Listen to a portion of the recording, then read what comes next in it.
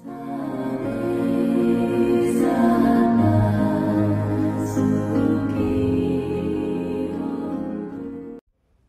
भीम, नमो बुद्धाय.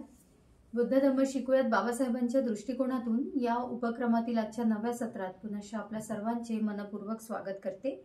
बुद्ध धम्म आणि संघ या त्रिरत्नांच्या प्रभावाने आपण सर्व सजीव सुखी होऊयात ही मंगल कामना करते. मित्रमैत्रिणींनो, आपण बुद्ध आणि त्यांचा धम्म हा ग्रंथ शिकून घेत आहोत आचार्य वी.सी. वानखेडे साहेबांकडून.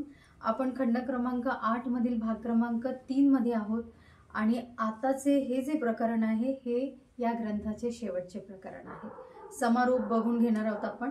कसा बाबासाहेबांनी या ग्रंथाचा समारोप लिहिलेला आहे, त्या समारोपामध्ये सुद्धा त्यांनी बुद्धांच्या महानतेची प्रशंसा मुख्यत्वे करून टाकलेली आहे. तर समजून घेऊयात, शिकून घेऊयात आजचे हे प्रकरण आणि त्याकरता साहेबांचे स्वागत करूया. वंदना सर, जय भीम. जय भीम. स्वागत आहे सर आपलं. शेवटच्या प्रकरणामध्ये या ग्रंथाचा समारोप दिलेला आहे बाबासाहेबांनी आणि त्यामध्ये त्यांनी बुद्धांच्या महानतेची प्रशंसा केलेली आहे. कसं आहे प्रकरण आम्हाला समजून सांगावं ही विनंती करते. अगदी शेवटच्या टप्प्यात पोहोचलो आणि शेवटचंच हे जवळपास प्रकरण आहे. या उपसंहार याला असं म्हणतात, बुद्धाच्या महानतेची प्रशंसा. याची थोडक्यात थोडी 1-2 मिनिटाची प्रस्तावना अशी आहे की असं म्हणतात की बाबासाहेब आंबेडकरांनी हा पूर्ण ग्रंथ लिहिला. पूर्ण ग्रंथ लिहिल्यावर याच्या 60 प्रती काढल्या. 60 प्रती काढून वेगवेगळ्या परदेशातील विद्वानाकडे त्या प्रती पाठवल्या आणि त्याच्यावर त्यांनी त्यांचं मत मागवलं. त्यांनी काय केलं, आपलं मत मागवलं. तर बाबासाहेबांना त्यांनी त्या व्यक्तींनी, संबंधित माणसांनी जे काही मतं पाठवले त्या मताचा अभ्यास करून बाबासाहेबांनी उपसंहार लिहिलं. म्हणजे हा ग्रंथ इथपर्यंत संपला. आतापर्यंत जेवढं काही आपण वाचलेलं, आता मागचं प्रकरण तुम्ही ऐकाल तिथपर्यंत हा संपला. पण बुद्धांच्या महानतेची प्रशंसा म्हणजे हे बुद्ध धम्म जेवढा काही बाबासाहेबांनी लिहिला त्याच्या 60 प्रती काढून विदेशात इकडे तिकडे सगळ्या धर्माच्या लोकांना पाठवल्या, सर्वांना दिल्या. तर त्याच्यावर इतर लोकांनी बाबासाहेबांना काय त्याच्या प्रतिक्रिया दिल्या, ह्या प्रतिक्रिया बाबासाहेबांनी कलेक्ट केल्या, जमा केल्या आणि यामध्ये बुद्धांच्या बाबतीत जगातील लोक काय म्हणतात अशा प्रकारे या ठिकाणी हे प्रकरण बाबासाहेबांनी अत्यंत महत्त्वाचं घातलेलं आहे. म्हणून लक्षपूर्वक हे प्रकरण ऐकलं तर बुद्धाच्या खऱ्या महनतेची जगातल्या लोकांचं काय म्हणणं आहे वगैरे याच्यामध्ये सगळं आपल्याला समजून जाईल. तेव्हा पाहूया तथागत बुद्धाच्या महनतेची प्रशंसा. तथागत बुद्धाचा सिद्धार्थ गौतमाचा जन्म 2500 वर्षापूर्वी झाला. आधुनिक विचारवंत आणि शास्त्रज्ञ यांच्या बुद्धाच्या विषयी आणि धम्माच्या विषयी काय मते आहेत. कारण बाबासाहेबांनी मागवले, मी आता सांगितलं तुम्हाला, तेव्हा त्यांना ते मते भेटली ना. या विषयावरील त्यांच्या विचाराचा संग्रह उपयुक्त व्हावा. प्राध्यापक एस राघवाचार्य म्हणतात, तथागत बुद्धाच्या उत्पत्ती बुद्धानुत्पादो अविभार्या पूर्वीचा काळ हा भारतीय इतिहासातील तमो युगापैकी एक होता. तमो म्हणजे अंधार, म्हणजे तत्वज्ञानाचा अंधार. असा एक काळ होता बुद्ध जन्माच्या पूर्वी. मग बुद्ध जेव्हा उत्पत्ती झाली तेव्हा अंधारच होतं. प्रज्ञेच्या दृष्टीने ते एक मागासले युग होते. धर्मग्रंथाविषयी जखडलेल्या अंधविश्वास हे तत्कालीन विचाराचे वैशिष्ट्य होते. म्हणजे धर्मग्रंथाच्या बाबतीत अंधश्रद्धा, अंधविश्वास असा त्यावेळेचे ते विचाराचं वैशिष्ट्य होतं. नैतिकतेच्या दृष्टीने ते एक अंधकारपूर्ण तमोयुग होते. तमो म्हणजे गडद अंधार, तमो म्हणजे गडद, म्हणजे बिलकुल काहीच दिसत नाही असं तमोयुग होते. श्रद्धाळू हिंदूच्या मते नैतिकतेचा अर्थ म्हणजे धर्मग्रंथानुसार यज्ञादी आचारा विचाराचे यथातथ्य आचरण. यज्ञ वगैरे करा, धर्म म्हणजे काय, यज्ञ याग करा, असा त्यावेळेचा तो काळ होता. स्वत्वत्याग किंवा संकल्पाची शुद्धता, चित्त शुद्धता ह्यासारख्या खऱ्या नैतिक विचारांना तत्कालीन नैतिक अभिनेतक चिंतनात यथायोग्य स्थानच नव्हते. म्हणजे चित्ताची शुद्धता वगैरे हे त्यावेळेस काही त्यांना काहीच नव्हतं. नैतिकता वगैरे काही त्यावेळेस ते पाळल्या जात नव्हती. असं कोण म्हणते? राघवाचार्य म्हणते बा. म्हणजे बाबासाहेबांनी पाठवलं असं ते, त्यांनी आपलं मत मांडलं आणि बाबासाहेबांकडे पाठवलं, म्हणजे राघवाचार्य असं म्हणते. प्राध्यापक आहे तो SS. त्याच्यानंतर श्री R.J. जॅक्सन म्हणतात, तथागत बुद्धाच्या शिकवणीचे अपूर्व स्वरूप अनुपम रूप भारतीय धार्मिक विचारांच्या अभ्यासात अध्ययनात प्रतीत होते. काय म्हणते जॅक्सन आता? बुद्धाच्या शिकवणीचे अपूर्व स्वरूप धार्मिक विचाराच्या अभ्यासात आता अध्ययनात प्रतीत होते. ऋग्वेदाच्या रुचात मानवाचे विचार बहिर्मुख, स्वपरोक्ष आणि देवलोकाभिमुख असल्याने आपणास आढळते. ऋग्वेदात मध्ये आहे. बौद्ध धर्मानेच फक्त मानवात दडलेला अंतर सामर्थ्याच्या शोधाकडे मानवाचे लक्ष वेधले. बुद्ध धम्माच्या तत्वज्ञानातच सांगितलेलं आहे, बुद्ध धर्माने सांगितलेलं आहे, मानवाच्या मनातच काय आहे? अंतर्मनातच बौद्ध धर्म हा दडलेला आहे. त्याचं लक्ष त्याच्याकडे बुद्ध धर्मामध्ये वेधलेलं आहे. वेदामध्ये आपणास प्रार्थना, प्रशंसा, पूजा आढळते. बौद्ध धर्मातच प्रथम योग्य मार्गावर नेण्याकरता प्रशिक्षण सांगितले आढळते. म्हणजे बौद्ध धर्मातच प्रशिक्षणाचा काळ, प्रशिक्षण आढळते. आणि म्हणून आम्ही 5-5 दिवसाचे प्रशिक्षण लावतो, येतोय ते ओढ, प्रशिक्षण आढळते. इतर धर्मामध्ये प्रशिक्षण नाही आहे. ते फक्त आम्ही सांगतो त्या कथा ऐका, ते घडलेल्या गोष्टी ऐका आणि मग पुराणातल्या कथा, याच्यातल्या कथा सगळ्या सांगत राहतात. परंतु बौद्ध धर्मामध्ये मनाला योग्य वळण देण्याकरता प्रशिक्षण सांगितलेले आढळते. श्री विनवूड रीड म्हणतात. विनवूड रीड आतापर्यंत ऐकलं, हे जॅक्सनचं मत ऐकलं आपण. जेव्हा आम्ही निसर्गाचा ग्रंथ उघडतो तेव्हा कोट्यावधी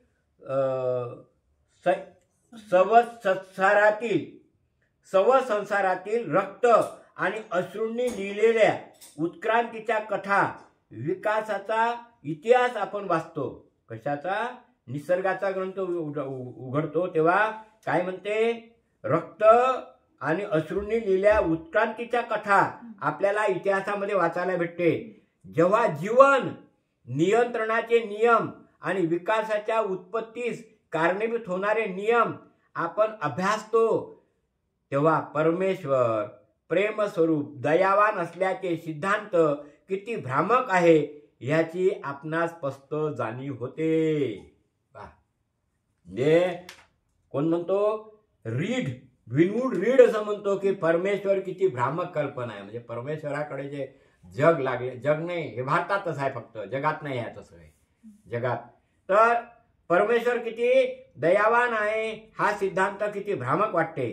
प्रत्येक वस्तूत दुष्ट, भ्रष्टता, बदमाशी आणि स्वच्छंदी, उधळपट्टी, अपव्यय आढळतो. प्राणी सृष्टीत जितके जन्मास येतात त्यापैकी फक्त अल्पशेच जगतात. जेवढे जन्माला येतात ना, फारच अल्पशे जगतात. काही तर जन्मता मरतात, काही जन्माला येऊन राहिले तेव्हाच मरतात, अजून दुसऱ्या जन्माची त्याची प्रक्रिया सुरू होऊन जाते. भक्षण करा आणि भक्ष्य व्हा हा अर्णव सागर, आकाश आणि अरण्यकाचा नियम आहे. हत्या हा विकासक्रमाचा नीती नियम आहे. काय आहे? जीवे तू शरदम असे शब्द वापरले जातात. जीवावर अवलंबून आहे. जीवच काय जीवावर अवलंबून आहे. म्हणूनच भक्ष्य व्हा, भक्षण करा अरण्यकाचा नियम आहे.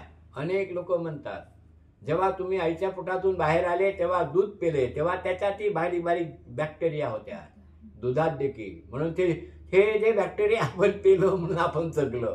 अनेक लोकांना असं वाटे काय सांगते बा, असाच हा नियम आहे. म्हणून इथं डायरेक्ट लिहिलं भक्ष्य व्हा, भक्षण करा. अरण्यकाचा नियम आहे. सागर पृथ्वीचा असा नियमच आहे. मोठे प्राणी लहान्या प्राणीला खातात आणि जगतात, असाच हा नियम आहे. तेव्हा श्री रीड आपल्या मानवाच्या हौतात्म्य या ग्रंथात असे लिहितात, तथागत बुद्धाचा धम्म हा सर्वापेक्षा किती निराळा आहे. सर्वापेक्षा निराळा आहे म्हणते. म्हणजे त्याच्याशी नाही. नाही तर मग लोक म्हणतात नाही नाही तुमचं आमचं सर्व धर्म समभाव हा शब्द नेहमी ऐकतच राहतो. पण अशा भूलतापांना कधी बौद्ध लोकांनी बळी पडू नये. पेढा मिसळमध्ये मिसळवल्या जात नाही. तुम्ही जर हॉटेलमध्ये गेले मिसळ मागितली त्याच्यात तुम्ही पेढा मिसळून मागा, देते काय तर देतच नाही. मिसळ हे वेगळी आहे. सर्व धर्म समभाव म्हणजे मिसळ, पेढा म्हणजे बुद्ध धर्म. बरोबर लक्ष द्या, तो त्याच्यात मिसळवल्या जात नाही. डॉक्टर रंजन राय असे म्हणतात 19व्या शतकाच्या उत्तरार्ध सुरक्षेचे 3 सिद्धांत मुख्यत्वे करून प्रचलित होते. एकाने हे तो नाकारण्याचे धाडस दाखविले नाही. ते सिद्धांत म्हणजे पदार्थ, वस्तुमान आणि कार्यशक्ती हे तीनही अविनाशी आहेत असा विचार जोपासणाऱ्या, आदर्शवादी चिंतन करणाऱ्या तत्वज्ञानांची ती हुकमी पाने होती. 19व्या शतकातल्या वैज्ञानिकाच्या मते हे 3 सिद्धांत म्हणजे सृष्टीच्या निर्मितीचे नियंत्रक घटक आहेत. 19व्या शतकातल्या वैज्ञानिकाच्या मते हे तिन्ही सिद्धांत म्हणजे विश्वाचे मूल तत्व स्वाभाविक घटक होत. त्याची कल्पना अशी, विश्व हे अविनाशी वनूनी भरलेले आहे. 19व्या शतकाच्या अखेरीस जे थॉम्सन आणि त्याचे अनुयायी ह्यांनी अणुभंजनास सुरुवात केली म्हणजे प्रारंभ केला. कोण? जे थॉम्सन हा सायंटिस्ट होता. आणि आश्चर्य असे अणूचे तुकडे होऊ लागले. ह्या तुकड्यांना परमाणु असे संबोधण्यात येऊ लागले. ते सर्व समस्वरूप आणि ऋणविद्युत कण जागृत होते.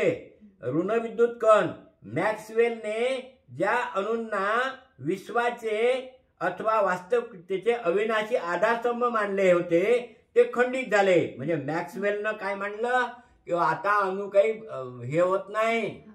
जेव्हा थॉम्सननं त्याचं अणुभंजनास सुरुवात केली, मॅक्सवेलनं सांगितलं की नाही आता हे तुकडे होत नाही, हे सगळं स्टिकअप आहे तेवढे अणू. पण कोण केलं हे सगळं? थॉम्सननं काय केलं? त्याच्या अणुभंजनास सुरुवात केली. आणि मग काय आश्चर्य, अणूचे रेणू झाले. धनविद्युत कण आणि ऋणविद्युत कण ते निर्माण झाले. त्याचे सूक्ष्म कणात विभाजन झाले. धनविद्युत जागृत आणि धनविद्युतकरण आणि ऋणविद्युत जागृत असे ऋणविद्युत कण. निश्चित न बदलणाऱ्या वस्तुमानाची कल्पना विज्ञानास कायमची अंतरली. चालू शतकात जगात असा समज आहे की प्रति क्षणी पदार्थाचा उच्छेद होत आहे. जडत्वाचा क्षणाक्षणाला निरोध होत आहे. तथागत बुद्धाचा अनित्याचा सिद्धांत खरा ठरला आहे. कोण म्हणला आहे? ज्यांनी अणुभंजनास सुरुवात केली. आणि त्या अणुभंजनास सुरुवात केल्यामुळं थॉम्सननं केलं हे सगळं. मॅक्सवेल म्हणते नाही अणू होता, अणू आता काय विघटित होत नाही म्हणते. 19व्या शतकात थॉम्सन आला आणि त्यानं केलं. विज्ञानाने असे सिद्ध केले आहे की विश्वाची गती म्हणजे सतत फिरणं, एकत्रीकरण, संधीकरण, विभाजन आणि पुनर्संधीकरण या प्रक्रियेनुसार होत असते. म्हणजे काय होते? माणूस मेला की विघटन होते, परत त्याचा जन्म होतो, पुनर्भव, आणि मग त्याचं संधीकरण होते, परत तो मोठा होत जाते. म्हणजे काय होते? त्याची उत्पत्ती होत राहते, मोठा होत राहते. प्रक्रिया पुनर्संधीकरण म्हणतात त्याला. आणि मग एकदा तो म्हातारा झाला की परत त्याचं विघटन होते. परत तो त्याचे चारही घटकात होते. पृथ्वीत जाते, पाणी पाण्यात जाते, अग्नीत जाते, हवा हवेत जाते. आणि परत ते चारही घटक एकामेकात मिसळतात. आणि पुरत जेव्हा संबंधित माणसाचे ते चारही घटक एकत्र येतात तेव्हा त्याचं काय होते? पुनर्संधीकरण होते. इथे पुनर्जन्माचा सिद्धांत आहे, सांगितलं त्यांनी. आधुनिक विज्ञानाची प्रवृत्ती म्हणजे अंतिम सत्य, यक्य आणि अहंतेची सत्वाची विभिन्नता होय. आधुनिक विज्ञान म्हणजे बौद्ध धर्मातील अनित्य आणि अनात्मवादाचा प्रतिध्वनी होय. डायरेक्ट म्हटलं आता बाबासाहेबांनी लिहिले. आधुनिक विज्ञान दुसरं तिसरं काही नसून त्या बुद्धाच्या धम्माचा प्रतिध्वनी होय. आता एक कोणीतरी तो कोणातरी याला हे केलं म्हणते, त्यांना आता नवीन आला तो अमेरिकेचा कोणतरी माणूस, त्यानं असं म्हटलेलं आहे की बुद्ध धम्म या देशातला अत्यंत एकमेव चांगला धम्म आहे आणि त्याच्याकडे अनेक लोकांचं दुर्लक्ष आहे, असं तो म्हणतो आहे.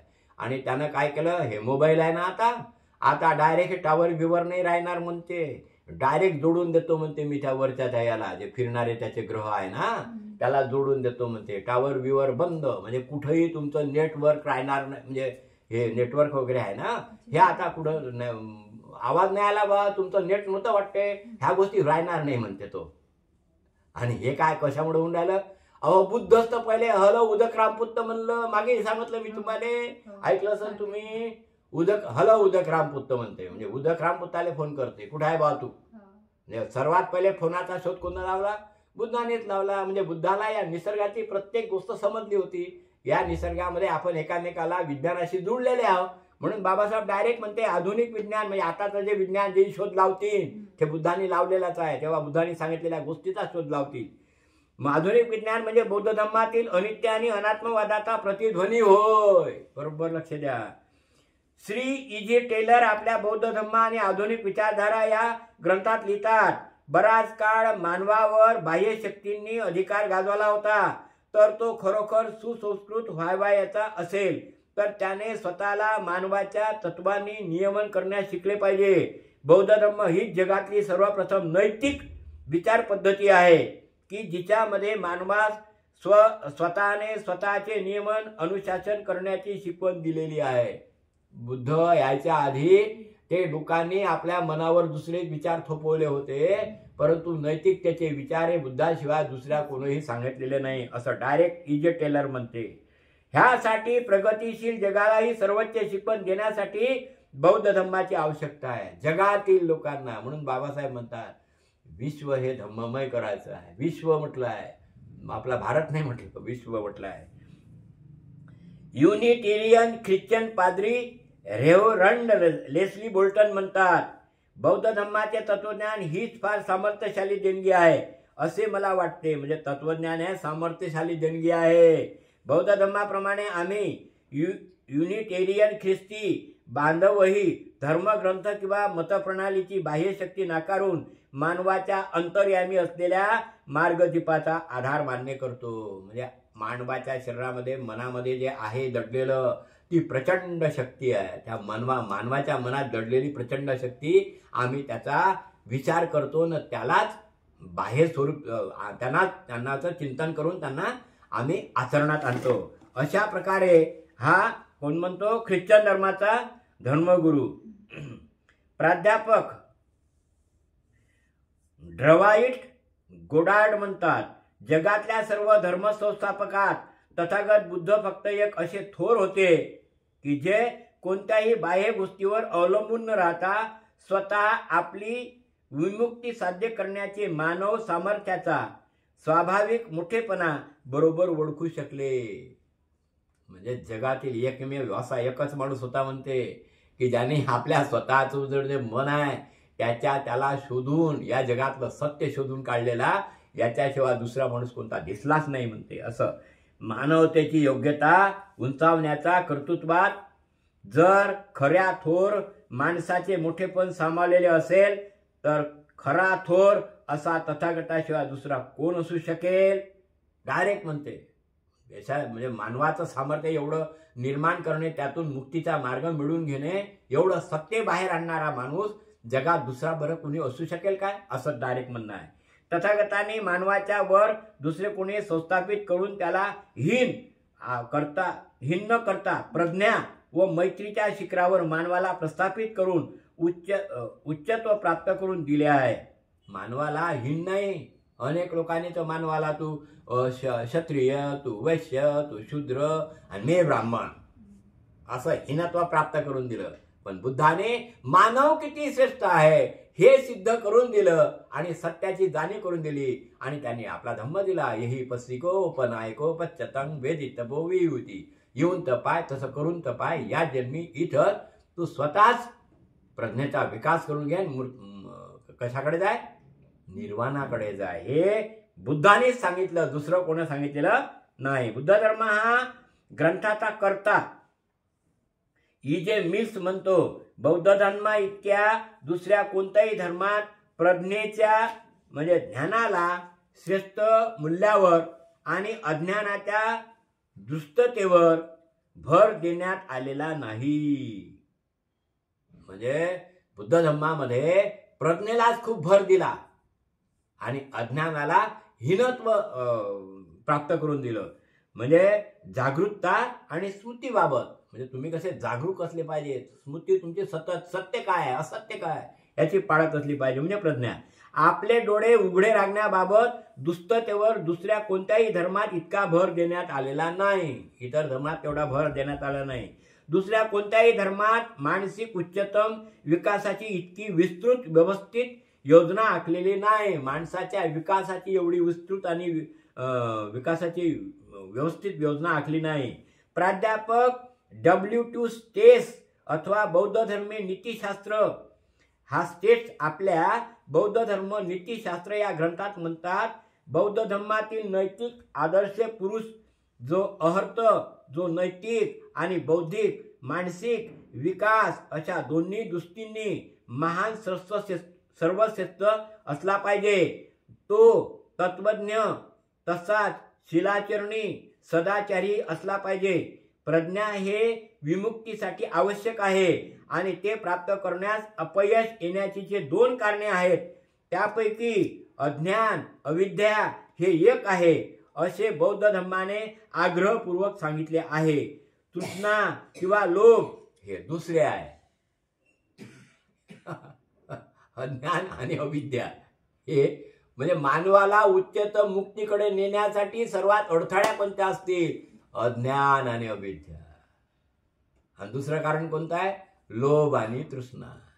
किती महत्वाचं सांगितलं. ह्या उलट ख्रिस्ती आदर्श पुरुषाच्या घडणीत ज्ञानाला अजिबात स्थान नाही. ज्ञानाला बिलकुल स्थान नाही म्हणते. संस्थापकाच्या अतात्विक स्वरूपामुळे ख्रिस्ती धर्म विचारधारेत मानवाच्या नैतिक आणि बौद्धिक बाजूत दुरावा निर्माण झाला आहे. जगातल्या दुःखापैकी पुष्कळशी दुःखे दुष्टपणापेक्षा मूर्खत्वाने आणि अंधश्रद्धेने अज्ञान आणि अविद्येने अधिक निर्माण झालेली आहे. झगडे रे, भांडण रे, वाद रे, विवाद रे, घरातले मूर्ख लोक आहे. कसं सांगावं काही कळत नाही लोकांना. घरात जे वादविवाद होताना झगडे भांडणं, मूर्ख मूर्ख अविद्या अज्ञानात आहे. बिलकुल ज्ञानाकडे त्याचं लक्षच नाही म्हणून वाद होते. बरोबर लक्ष द्या. इथं डायरेक्ट म्हटलेलं आहे. काय म्हटलेलं आहे? जगातल्या दुःखापैकी दुःख ओढून घेते. पुष्कळची दुःखे दुष्टपणापेक्षा मूर्खत्वाने आणि अंधश्रद्धेने अज्ञान आणि अविद्येने अधिक निर्माण झालेली आहे. तथागत बुद्धाने यास परवानगी दिली नाही. तथागताने या अशा अज्ञानाला किंवा अंधश्रद्धेला परवानगी दिली नाही, कारण मूर्खताला परवानगी दिली नाही. तथागत बुद्ध आणि त्याचा धम्म किती श्रेष्ठ आहे, पूर्व आहे हे स्पष्ट करण्यास एवढेसे पुरेसे आहे. असे हे भगवान बुद्ध आपले शास्त्रे गुरु असावेत असे कोण बरे म्हणणार नाही. सगळेच म्हणतील की असे शास्त्रे गुरु आम्हाला पाहिजेत की ज्यांनी फक्त प्रज्ञा म्हणजे शहाणपणा शिकवली, ज्यांनी मानवाच्या उच्चत्वाचा आदर्श तुम्हाला मिळवून दिला, मुक्तीचा मार्ग मिळवून दिला. असा बुद्ध कोण बरे आपला गुरु म्हणणार नाही. इथेच बाबासाहेबांनी हे प्रकरण थांबवलं. मी इथेच थांबतो. सर्वांना जय भीम. साधू साधू साधू. धन्यवाद सर. फारच सुंदर. बाबासाहेबांनी इथे 10 मतं आपल्याला प्रामुख्याने दिलेले आहेत अभ्यासाला, ज्यांनी बुद्ध तत्वज्ञानाविषयी स्वतःची मतं मांडली आहे. तर पुढील प्रकरण नाही, पुढील आपण जी प्रतिज्ञा आहे बाबासाहेबांची या ग्रंथाविषयीची ती बघून घेणार आहोत पुढील प्रकरणामध्ये. पुढील प्रकरणात भेटूयात आपण. सर्वांचे मंगल हो, कल्याण. सर्वांना जय भीम. जय भीम. जय भीम. जय भीम.